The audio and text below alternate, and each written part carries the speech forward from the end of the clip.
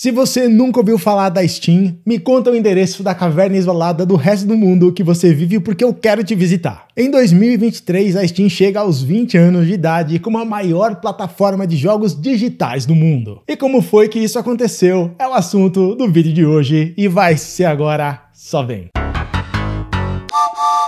E aí, topzeiros, tudo bem com vocês? Eu espero que sim, eu sou o Ed, sejam bem-vindos a mais um vídeo. Se você caiu a todo vapor por aqui, você caiu no Pet Start, o canal para quem sabe que videogame é uma das melhores coisas da vida, então tamo junto e vambora! PC significa Personal Computer e traduzindo, computador pessoal. Na prática é aquele computador que a gente tem em casa que faz um pouco de tudo, que costumava ser assim e hoje é assim. Desde que os videogames caíram no gosto do povo, as pessoas sempre deram um jeito de usar o PC para jogar. Mas diferente dos consoles, que era praticamente espetar um cartucho e começar a jogatina, no PC as coisas ficaram mais complicadas. Uma tonelada de variações de hardwares diferentes, linhas de comando e configurações feitas manualmente. E se desse algum problema no meio de tudo isso, ai, boa sorte para descobrir o que estava rolando. Para jogar no PC, o cabra tinha que querer muito, o cidadão tinha que fazer um certo esforço. Somando preços caros e variedade de hardware e uma experiência de uso não muito amigável, usar PC para jogar era perfeitamente possível, mas passava longe de ser a preferência da maioria. Videogames dedicados como o Nintendinho eram infinitamente mais populares, mais simples e fáceis de usar. Só que desde a era do Nintendinho, algumas décadas rolaram, e hoje temos um cenário completamente diferente, com muita gente preferindo jogar no PC, incluindo eu. E não apenas isso, como a forma de jogar nos videogames dedicados é praticamente idêntica à do PC. Compra o game, faz um download gigante, espera um monte e aí quem sabe você pode começar a jogar. E ainda que o jogo seja comprado em mídia física, sempre vai ter alguma coisinha para baixar digitalmente. Um patch de correção, uma atualização, uma DLC. A realidade é que a distribuição digital tomou o mercado de assalto e não vai embora nunca mais. E agora eu vou me adiantar só um pouquinho na história da Steam para te mostrar isso aqui, o Steam Deck. A Steam ficou tão grande, tão popular e deixou a Valve tão rica que tornou possível que ela entrasse no negócio de hardware para competir diretamente com os consoles. O Steam Deck é um portátil híbrido parecido com o esquema que a Nintendo criou para o Nintendo Switch, só que feito para rodar os games da plataforma Steam no PC. Uma das coisas mais curiosas a respeito do Steam Deck está diretamente ligada à origem da própria Steam, que são os mods, as modificações. A Valve, ao contrário de outras fabricantes de consoles, incentiva que as pessoas modifiquem o Steam Deck como acharem melhor. E eu te conto isso porque a Steam deve a sua existência aos mods. Quem olha para a plataforma hoje toda azeitada não imagina o tamanho do rolê que foi para chegar nesse ponto. A Valve Corporation foi fundada em 96 nos Estados Unidos por Gabe Newell e Mike Hannington, ex-funcionários da Microsoft. Ambos trabalharam na empresa do tio Bill como programadores e o Gabe Newell participou diretamente das 3 primeiras versões do Windows. No entanto, o Gabe trabalhou em algo muito mais interessante que sistemas operacionais. Ele programou a primeira versão do Doom para Windows 95, aí sim.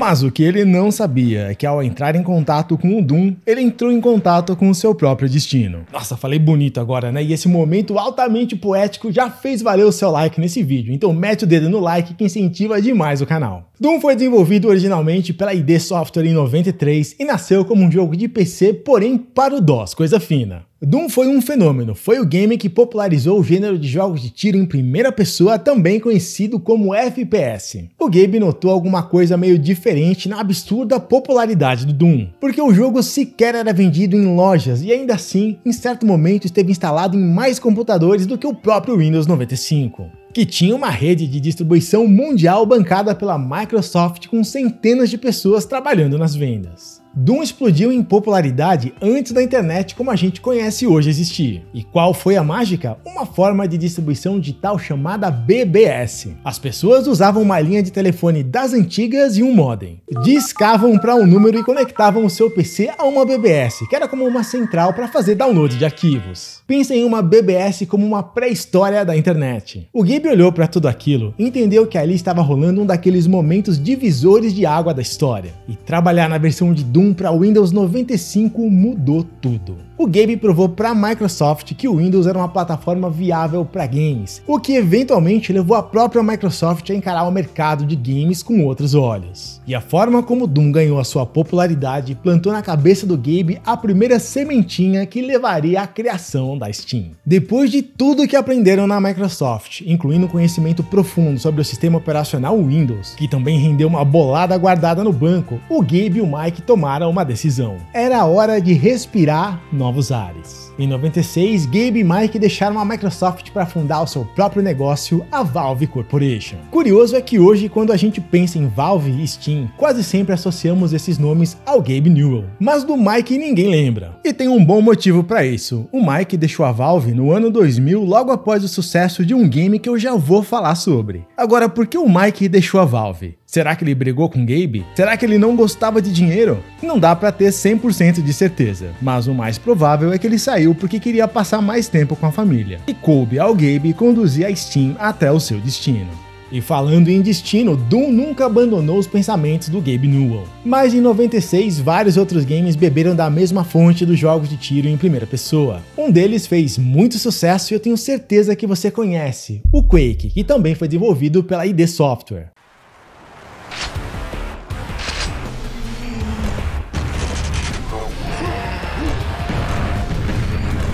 Na Valve, o Gabe tinha certeza que queria criar um FPS, mas teria que ser diferente de tudo que já existia até aquele momento. Naquela época, os jogos de tiro em primeira pessoa eram lançados aos montes, mas eram todos bem parecidos, até meio genéricos. O Gabe queria criar uma experiência de jogo que fosse diferenciada, que fosse muito além de apenas atirar nos inimigos. Ele queria um jogo que tivesse ambientação, enredo e narrativa. Ele queria criar um mundo imersivo. A ideia era combinar as melhores características de Doom e Quake em um contexto mais dinâmico, inspirada pelo conto de terror The Mist. Um jogo todo roteirizado com as cutscenes integradas e geradas em tempo real, tudo rolando na mesma engine gráfica de gameplay para o jogador nunca perder o senso de imersão. A ideia era massa, mas a Valve passou por um perrengue para encontrar uma parceira para esse projeto. As empresas diziam na cara dela nananina não, alegando ser um escopo de projeto muito grande e economicamente inviável para um jogo de PC. Apesar da dificuldade, a Valve seguiu em frente sozinha. Licenciou a engine do Quake direto da ID Software e deu um nome provisório ao projeto de Quiver. Gabe contratou o escritor de ficção científica Mark Laidlaw para conduzir a história e ambientação do universo do jogo, e o nome Quiver eventualmente foi substituído por Half-Life. Na física nuclear, Half-Life, ou meia-vida, é um termo usado para descrever o tempo que leva para metade dos átomos radioativos em uma amostra decaírem. E no jogo, isso é uma analogia para os efeitos que um acidente tem na vida dos personagens.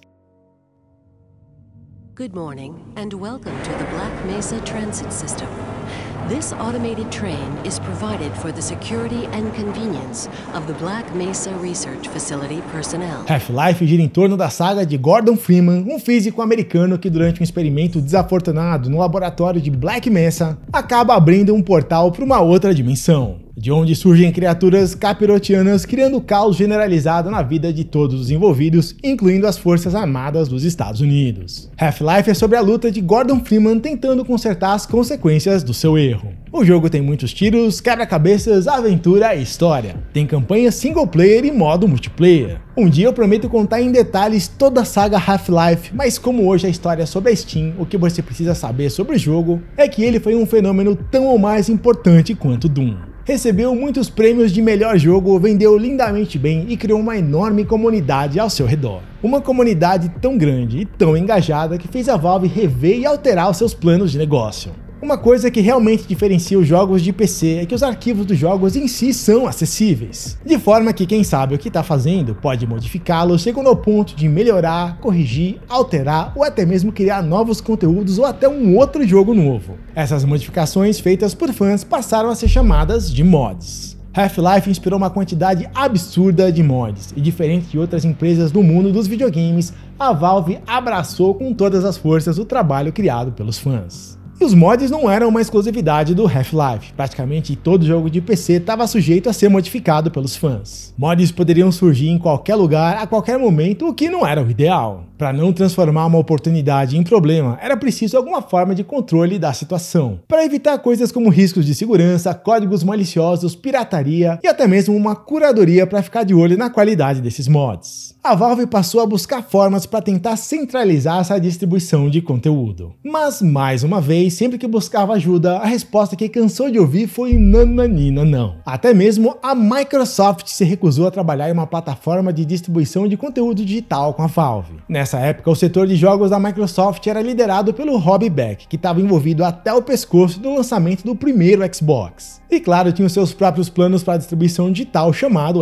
Xbox Live. Então não teve jeito, e mais uma vez a Valve estava por conta própria. Em 2002, esse projeto recebeu o nome temporário de Grid e Gazelle. Grid fazendo referência a uma rede estruturada de servidores, e Gazelle foi um browser experimental da Microsoft que supostamente seria mais seguro e usava princípios do sistema operacional Windows. Ou isso, ou o Gabe estava trollando a Microsoft por ter se recusado a participar do projeto, você escolhe. O que importa mesmo é que o projeto mudou de nome para Steam, que significa vapor. Era a forma da Valve dizer que usando a Steam, os games chegariam aos computadores dos usuários sem um formato físico de mídia como um CD. E a gente tem que lembrar que da fundação da Valve em 96 até aquele momento muita coisa havia acontecido. Jogos multiplayer de PC estavam ganhando cada vez mais espaço, mas era um crescimento meio desordenado. Às vezes achar uma partida online para jogar é difícil porque várias empresas diferentes tinham seus próprios servidores e tudo ficava meio segmentado. Faltava um serviço que fosse mais centralizado para facilitar a vida dos jogadores online.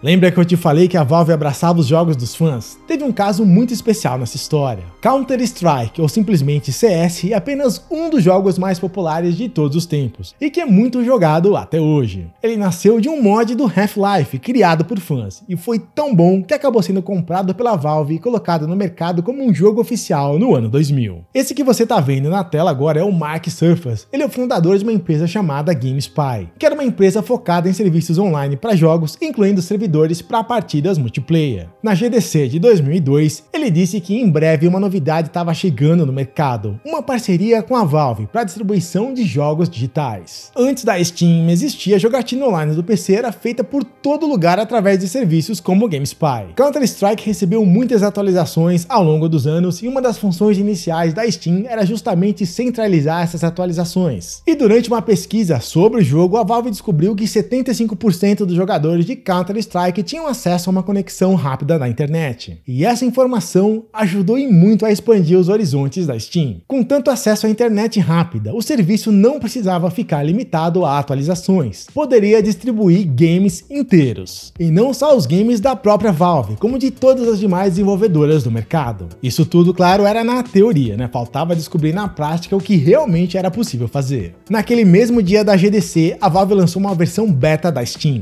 E o resultado é que teve tanta gente jogando Day of the Defeat, um outro mod de Half-Life criado por fãs, que a Valve teve certeza que estava no caminho certo. O lançamento oficial da Steam seria somente no ano seguinte, em 2003. E para aumentar as chances da plataforma ser adotada em massa, a Valve tornou obrigatório instalar a Steam para poder jogar o Counter-Strike. E deu certo, deu muito certo. No primeiro dia tinha tanta gente instalando a Steam que nem a Valve antecipou tantos acessos simultâneos, praticamente derrubando todos os seus servidores. Mas quando a situação normalizou, a Valve havia entrado com uma voadora com os dois pés juntos bem no meio do peito do mercado da distribuição digital de jogos. E com tanta gente debaixo de uma mesma plataforma, a Steam também começou a dominar a jogatina online, e outras empresas começaram a desligar os seus servidores para favorecer a plataforma do tio Gabe. Em 2004 foi a vez da Valve dar o golpe de misericórdia, com o lançamento de um dos jogos mais aguardados daquele ano, o Half-Life 2. Rise and shine, Mr. Freeman. Not that I wish to imply you have been sleeping on the job. Que foi outro sucesso monstruoso, mais de 12 milhões de cópias vendidas, múltiplos prêmios de melhor game, aclamado por jogadores e mídia especializada, enfim, mais um grande sucesso para a conta da Valve. Nice. Em 2007, o número de usuários da Steam já passava de 30 milhões. Em pouco tempo, a plataforma dominou mais de 75% do mercado digital de PC. As grandes desenvolvedoras que queriam lançar jogos no promissor mercado de PC, pouco a pouco foram adotando a plataforma como o seu principal canal de vendas. E a Steam, por sua vez, promovia constantemente os jogos de quem chegava na sua plataforma, usando uma ferramenta quase impossível de resistir, o desconto. Coisa que acontece até hoje, e nesse momento tá rolando a promoção de outono com muito jogo barato. A Steam começou a fazer tanta grana pra Valve, que apesar de criar jogos excelentes, conforme o tempo passou, ela foi deixando o desenvolvimento de games cada vez mais de lado para se dedicar à sua própria plataforma. Em 2008 foi a vez da Steamworks, uma ferramenta para os desenvolvedores que tornou possível adicionar coisas como conquistas nos jogos. Em 2009 chegou a Steam Workshop, um canal para os criadores de mod publicarem os seus mods diretamente na plataforma. Iniciativas como Steam Greenlight e mais tarde a Steam Direct buscavam abrir espaço para os criadores de jogos independentes e na soma geral de tudo, a Steam se tornou a plataforma número 1 para publicar jogos no PC. Mas apesar de tudo isso, ainda existia um problema. A facilidade de uso dos consoles ainda era bastante superior. Basicamente é ligar o console na TV e começar a jogar sem se preocupar com mais nada. Se o PC quisesse ocupar espaço na sala das pessoas, possivelmente tomando o lugar de um console, ainda faltava acertar algumas coisas, como uma interface mais amigável que não dependesse de mouse e teclado e uma compatibilidade com controles automática. Jogar com teclado e mouse não é algo natural para quem jogou com controle a vida toda. E pensando nisso tudo, em 2013 a Steam lançou o Big Picture, que é o modo TV da Steam, uma interface criada para ser usada apenas com controles, muito mais parecida com a experiência dos consoles dedicados. A Valve também criou seu próprio sistema operacional baseado no Linux, o SteamOS,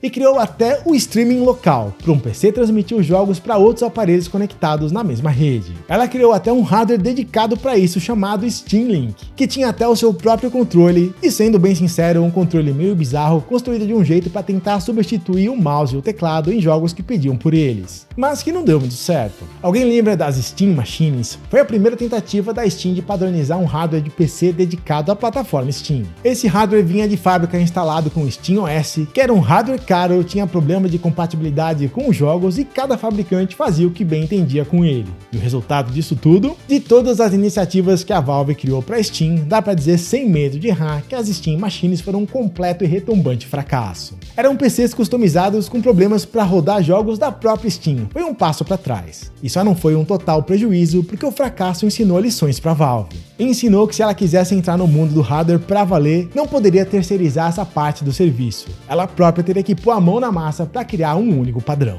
O hardware do Steam Deck é o resultado da experiência de 2 décadas de existência da Valve. E pela minha experiência com esse portátil aqui, dessa vez ela acertou e acertou bonito. O sentimento ao jogar Half-Life rodando no Steam Deck é até difícil de explicar, mas eu vou tentar. É como assistir o passado e encontrando o futuro, e isso é uma sensação surreal de tão boa. A ironia de uma empresa que nasceu pensando na distribuição digital, ter agora seu próprio pedaço de hardware físico, chega a ser engraçado. Infelizmente o Steam Deck, especialmente para nós brasileiros, é um hardware caro e bastante difícil de ser encontrado para comprar. E eu só preciso usar o Steam Deck por mais um tempo e aí eu vou fazer uma análise completa sobre ele. Toda loja digital que você conhece hoje, passando pela Xbox Live, PSN, Nintendo eShop, Epic, Origin e todas as demais, pode ter certeza que sofreu uma influência pesada da Steam. A plataforma da Valve tem mais de 1 bilhão de usuários cadastrados, mais de 130 milhões de usuários ativos e mais de 30 milhões de usuários simultâneos diariamente. No entanto, a Steam não é livre dos seus problemas e não é uma plataforma perfeita. Os desenvolvedores se queixam dos preços praticados pela Valve para publicar os seus jogos nela.